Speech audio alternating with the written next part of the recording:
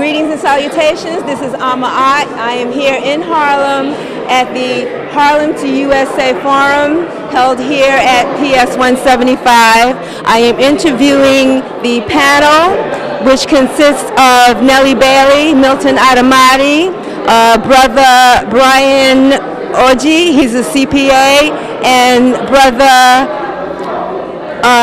Brother Rashid from Jacob's Restaurant. Their interviews will be coming up soon. I hope you'll stay tuned. Thank you for watching. Greetings and salutations. We're here at the Harlem to USA Conference or Forum. I'm here with Sister Sekou of Street Corner Resources on WACR 90.3 FM, City College. Sister Sekou, I'd like to know, what do you think of this forum and how it's going to progress? Do we need to do more forums? What do you think of our first Harlem to Africa USA Forum? One, I want to give a special shout out to the Circle of Brothers for having this forum. I thought it was absolutely marvelous. And I mean, usually my attention span, to tell you the honest to God truth, gets short. I don't know, for some reason when we talk about things that I don't really know a lot about. Today was very informational. It was exciting. It was upbeat. They shared information in a way that was easy to absorb, and that was good for me. But I'll tell you, one of the things that I was most impressed by was Brother, I always call him Brother Jacob, but his name is Brother Rashid. His presentation was just very down to earth. He talked about how he started his business. He talked about how he worked on a job for a certain amount of time and how he stayed there and he toiled and he learned as much as he could. That's the kind of information that we can directly take and use. I mean, he just gave very clear examples. Keep the money in the community. He pointed to the other brother, Ajo, who's on the panel, and said, he's my accountant. What he said was very raw. It was just very easy to digest. And then some of the factual information that Nellie Bailey presented was very strong. So I think that, the brother that owns Black Star magazine, right, yeah. Excellent. Just very, very clear. One, we need to support our black press. And then if we're going to have economic power, that we have to spend our dollars with each other. And I think that came across very clearly from all of the panelists. So I'm looking forward to the next one. I want to bring young people, and I always love when it's in a way, the delivery is in a way that is easy for the layperson that doesn't have all this information to take in, and I think that would be good for our youth. We're here with Janelle. Janelle, what do you think of the first Harlem to USA conference? As a young person, what do you feel this event did for you? Oh God, all right. I could sit here forever and go on forever, but I'm not. I'm gonna have some mercy. I think we all need it. I think all the young people need to start reconnecting with Africa, because we are totally losing in this whole race thing without being connected to our natural country. Instead of feeding America all of our energy, we need to start putting our energy back into Africa. So I think it's really useful, and I think more young people need to show up and get some information on their country and stop, feeling like you're so American, because really that's just why we feel so lost. Pretty much. Okay, so what are you as a young person going to do to spread the word amongst your peers about Africa? Oh, you can check out my website, newimagetheory.com, newimagetheory.com, and it promotes things like this and myself. And so just check it out. It's really cool. So I think we need to all start our little websites and promoting our black events. But yeah, check it out, newimagetheory.com. We will have another interview. Just stay tuned, and I'll be right back. This is Art. I'm here with Sister Nellie Bailey. Sister Nellie Bailey, the question I want to ask you is, how do you think that we can close the divide between the Africans in the diaspora and those of us here who are in exile? Mutual respect, that comes first. Unfortunately, as was revealed here today, so many of our people, Africans themselves as well as African in the diaspora, have bought into this myth of deliberate confusion diversion of pitting one group against the other, for shrinking resources and competition in a no-win area for any of us. And if we don't come together, because the Africans will be used against African Americans in this gentrification scheme, where in fact both groups will be losers. And so what we need to do is develop mutual respect. Now, unfortunately, many Africans who have, it's not unfortunately, but on the part of those who are caught up in this propaganda, one of the amazing conflicts is one of Christians black having to do that has been present since the founding of this country, and it still is here. So we have to get people to really talk to one another so they can understand this historic racist paradigm of the U.S. government and how it even controls our local community politics, because the politicians are in service to the 1% because they feel that's how they can stay in power. I thank you, Sister Bailey. Oh, thank and you. I'll see you at the next one. Okay. I'm Odd again. I'm here with Brother Brian Ojo. He is a CPA. Brother Ojo, I'd like to ask you the question of how do you think that we can close the gap between Africans in the diaspora and those of us here who in exile here in America? Well, I think it starts by learning your history. You know, you have to understand the history of Africa, the history of Black American people, and understand that colonialism and enslavement were two sisters of the same parent. So, you know, there's a concept that is bounced around called Stockholm Syndrome, where the oppressed person begins to identify with the person who oppressed them. And we have to understand that we suffered from a form of Stockholm Syndrome, because my trips to Africa, whenever I've gone, I've always been embraced warmly by, you know, the majority of people I come in contact with. However, the same kind of interaction, it doesn't necessarily happen here when I meet people from Africa unless I extend myself and really extend myself. And I've come to realize part of that is the influence of colonialism that they experience. And similarly, you know, the distrust we have comes from enslavement, where we were told that Africans, you know, all these kind of derogatory names I'm not going to go into. So it's important to understand that we both suffer from this kind of Stockholm Syndrome. And if we can elevate our understanding of what our experience was, then we can move forward. Thank you so much.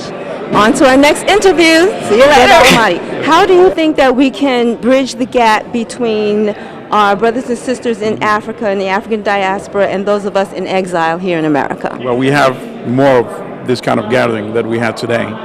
You saw the passion, the yearning to know more and to learn more and to learn the correct information.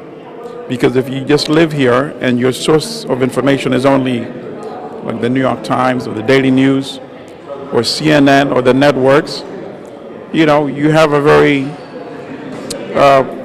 negative perception of the African continent. But you need to ask yourself one question. If things are so bad on the continent, how come all these major companies, American companies, what are they doing there? So that should be a big clue. If things are so bad, why are they going there to make all this money? So it could be by design that they keep focusing on negative news to discourage others from going there, finding out for themselves what's really going on, and actually maybe even becoming engaged in doing business with African countries. You know, so just be conscious and ask yourself common sense questions all the time. If it's so bad, what are the big companies doing there? That should tell you everything. As far as the question of that the brother was asking, or was it a sister who asked about the so-called, I guess, rumor or the stereotype regarding the relationship maybe right here in Harlem, I've noticed it myself, Right. of the brothers and sisters from Africa really don't seem to want to interact with us. Right. So we're wondering where is that coming from? Oh, but I think I answered that question. I think they absorb a lot of the negative information that. Let me ask you, what are the major media companies in this country? CNN, NBC, ABC, Okay, good. CBS. Okay, good. And what kind of image do they portray or present of black people in this country? Very negative, very few positive. So you have your answer then. So that's the kind of way, because this is the same kind of misinformation that they project to people in Africa as well. And on the reverse side is the kind of information that they project about Africans right here in this country is also very negative, and it turns off a lot of sisters and brothers from their natural heritage. And that's what we need to fight here and on the continent. Because as Malcolm said in the 1960s, we have so much to benefit by really forming a tighter relation and understanding that we have mutual benefits. So you think that it would be up to us individually maybe to just go up to a brother and sister and just talk and just have that communication? Why do you have that kind of perception? If you notice a certain perception, who taught you that? Or as Malcolm used to say, who taught you to hate the type of hair you have? Who taught you to hate your nose? Who taught you to hate yourself from the sole of your feet to the top of your head? That question needs to be directed to all of us, whether you're born here or on the continent. Right. Thank you, Brother. Thank you, Alamadi. sister. Thank you so much. Have a good evening, and I'll see you at the next forum. This is Amaat. I'm here with Ray Figueroa. Yes. He's a Bronx gardener, activist. Wow. Sister, you're absolutely right. Grassroots. Yes. Okay. The question of the day that I'm asking everyone is what do you think that we as Africans, from all over the world, those of us who are here who are in exile, how can all of us bridge that gap between the Africans over here and over there? Well, first and foremost, we maybe need to attend some cultural events and need to attend and participate in some educational activities and realize our indigenous African identity and to embrace the blessing of being an African. I identify as an African by virtue of being through Puerto Rico. So that's my identity, and I'm an Afro-Boricua. And and I'm very, very, very, very proud of my African identity. I'm a son of Oshun, so that's how I flow. So I think it's very important because when you destroy the cultural consciousness, when you destroy historical consciousness, one is open to oppression. But once you have a sense of who you are and you're really grounded in the gift that the Creator has blessed one with, and as far as one's identity, because we're all here to express the gift that we've been blessed with to the world. So, and that we have particular gifts as Africans for the world, and we need to really ground ourselves so that we can pull that up and draw upon that deep river and bring that water to bless the world. So that's how I see the work that I do, and that's how I see making that connection. My sister. This is Ahmad. I'm here at the forum with Brother Jay. My question to you, Brother Jay, is what did you think of the forum tonight, and what did you take away from it? I took away a very positive feeling. I think anytime black people get together for intelligence, it's always a good thing. Generally, we only get together for partying and funerals, because that's how we are as a people. And the fact that we're getting together to, do some intellectual things is wonderful. And I hope it happens as often as it can possibly happen. Another question I was asking is, how do you think in that question that you were asking was very prominent, because the question I've been asking the panel is, what do you think we can do as a people here, as exiled Africans, how we can bridge that gap between the Africans in the diaspora and ourselves? Well, first of all, we can start speaking. And number one, New York is obviously the only city in the world where good morning is an insult, but you have to force it because we were forced into this madness. We have to force ourselves out of this madness. I see my people on the street, I step up to them, and I'm going to speak to them. They may not speak. I might get them next time. I had some drama last time with an African brother. I spoke to him, looked at me like I was crazy, but I kept hitting him. Now he can't walk by me without saying assalamu alaikum. He steps to me. So somebody has to show somebody how things have to be done. And as I said to the brother, I've always heard that Africans come here and they're told not to associate with African Americans. And I don't know if that was true. And that's why I asked the question that I asked, because a lot of them act like when you speak to them, like you gave them a calculus problem. But I'm that type of person. I force things. I will force you, and sooner or later, I'll break you down. Sooner or later. And I'm not afraid to approach people. And as I say, if I went somewhere, I had an opportunity to do some traveling in my life. Whatever town I go, first thing I want to know is where's the black people? Where do you keep the black people? Okay, so for people to come 9,000 miles away and see people that's obviously your family, and you don't speak to them. That's madness. Yeah, we have some serious work with the brainwashing to do. Satan did his work, and that's what Satan does. The European whispers something in our ear. He whispers something in the Africans' ear. He whispers something in the Jamaican brothers' ear. Divide and conquer. And like Malcolm said back in the day, the question we should want to know is how did so few white people conquer so many black people? But that's the kind of work that Satan does. And now that we understand who Satan is, and his time is up, we can roll right over him. You shouldn't start me, sister. You really should. I'm not the brother to start, because we'll be here till, I don't know, summertime. You don't want to start me. Well, we will continue this conversation at the next forum. Yes, we will. Because I will melt that microphone and that camera, and I may vaporize you if you ain't right. Because that's how I feel. Or you. With Queen Mother Blakely. Queen Mother Blakely, what did you think of the forum this evening? I think that I'm coming out of the United Nations before I arrived, and today we were looking at the whole issue of small arms and violence. As you know, we have encountered systemic concern about our babies, our children. In Florida, the murder of the 17-year-old, and that's been a part of my reflection. And then when we look at today, the last few days, Ethiopia, and then the coup in Mali, all of the escalation that are going on, that we're killing ourselves and killing life. I think that with coming into Harlem as the community mayor of Harlem and as the ambassador of goodwill to Africa, and to hear this dialogue tonight, we have started the dialogue that is so important. How do we begin to relate based on our spirituality, based on our culture, based on our tradition, and based on the DNA?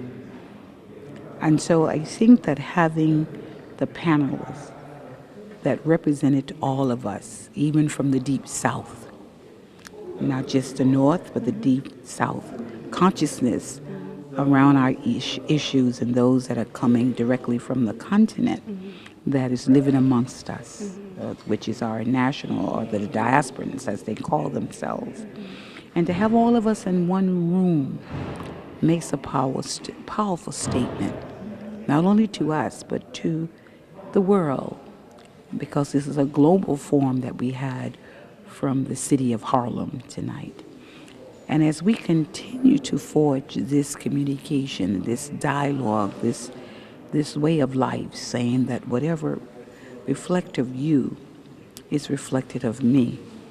We are the one children with the one bloodline of the middle passage of the transatlantic ocean of the slave trade. We have suffered the greatest crime ever committed against a people. Tomorrow is a day in which we will commemorate the victims of slavery at the United Nations. And again, to forge the commonality amongst us. We are the true Africans when you look at it, because wherever there was a waterway, we were taken out. So we had to go back. And to have a Senegalese young man here, And when you look at Senegal, but you have to look at Gorée. Gorée is the place to go back through the Middle Passage to begin this long journey of returning home. And it's going to happen with the hip-hop generation because they have influenced the world all over the world through their sound, through their beat, through their consciousness. It is a spiritual awakening, it's a consciousness through their music, through their art. And seeing that and appreciating African Bombada, Cool Herc, KRS-One, and as they name me, the Queen Mother of Hip Hop, and been able to take the young people to the culture, to the land base, whence all that come from us of our descendants. It is imperative that this dialogue begin and continue within the home, within our own family. And we will find our way because we do have the skill bank, but also you have a human bank amongst us. You name it, we've done it. If you look amongst the African descendants, the Africans of the diaspora, and the Africans of the land base itself. And when you bring all of that together to forge sustainable and economic development for Mother Africa and for the rest of the world, they need the children of the Middle Passage. And once they realize how important we are in the equation for the human touch and the human kindness to bring about this complete balance of circle, they may look at us as enclosed with psychoneurosis, but we're healing because we know we've been through it all, and you can't tell us anything because we have experienced the Holocaust, not the Holocaust, but the Holocaust. And as we come through that, through the sound of Ma'at, through the sound of Ma'at, through the sound of Ma'at, we are the divinity of life. This is Ama'at reporting from PS 175 in Harlem.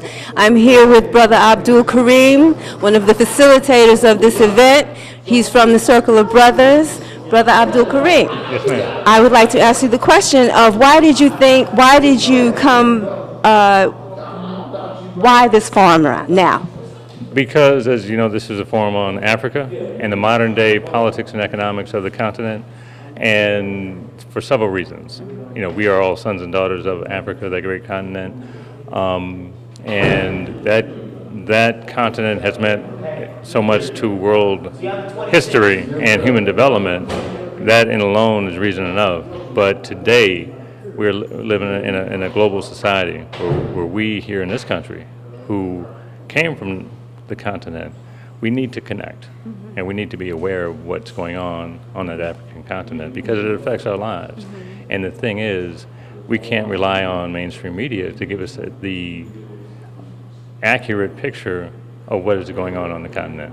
So we invited people like Milton Alamati, publisher of a black newspaper, Nellie Hester Bailey, who is always incisive and informative in terms of informing us about events, whether it's here or abroad, Brian Ajo and Brother Rashid of Jacob's Restaurant, to give us a homegrown perspective on what's going on the continent in a way that will deliver it in a way that we know that's in our interest. So we wanted to get the word out about that. And as we saw tonight, there's a great need and interest in it as well. My next question would be, how do you, I'm asking you as a brother here who lives here in Harlem, how do you think that we can bridge the gap, the divide between the Africans who come here and those of us who are in exile over here? Right. Well, the divide is really in our mind, if there is one. If there's no divide in our mind, there's no divide. Because the beautiful thing about here in 2012 and in this century, there's a huge African immigrant population in Harlem, in the Bronx, in New York City. So we don't, although we need to go to the continent, we need to study it, we need to be informed about it, but there's a population here that we need to bond with. That's from Senegal, that's from Mali, that's from Guinea, that's from Ghana. So and they're right next door. They're brothers and sisters who have restaurants, who drive cabs, Rashid from Senegal, Milton from Uganda. So, you know, all we have to do is open up our mind and make a connection right here in the city, and that connection will take us all the way back to Africa. All right? I thank you, Brother Abdul Karim. Yes, sister, thank you, brother. And And I look forward to the next one. so do I. All right. now. I'm here with another Abdul Karim from Brother Sister. Circle of Brothers. I'm a member of the Circle of Brothers. I've been a member for probably 6 months or more.